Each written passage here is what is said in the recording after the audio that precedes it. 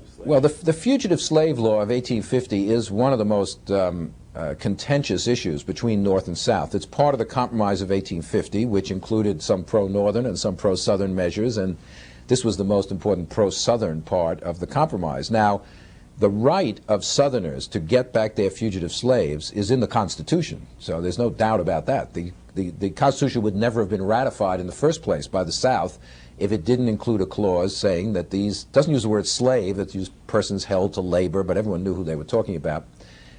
They have a right to get them back. This is very important because it makes the whole country responsible for policing the slave system of the South. The northern states can abolish slavery, as they will do, but they cannot get out of their responsibility for, at least under the Constitution, for recognizing the legitimacy of slavery in the South and treating fugitive slaves as criminals, basically, who have to be returned.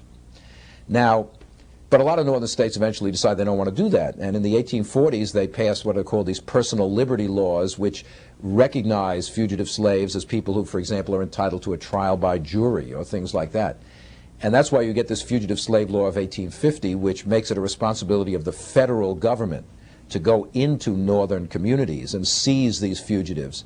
Federal marshals can do that. The Fugitive Slave Law is interesting because we always hear and we say that the South believes in states' rights, the South and the federal, limited federal government. This is completely untrue.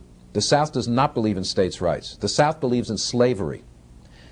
When states' rights is a defense of slavery, they believe in that. But the Fugitive Slave Law is the most powerful exercise of federal authority within the United States before the Civil War of any law of Congress. And the South wants it. Federal marshals going into a town in the North, overriding local police, overriding local courts, seizing people. Where's states' rights and local autonomy in that? But the South doesn't care about that. We want our slaves back. So this becomes a very big issue in the North, but Lincoln is in favor of sending back fugitive slaves because he said this is one of the compromises. We cannot live in this country with the South unless we are willing to respect their constitutional rights, and there's no question they have a constitutional right.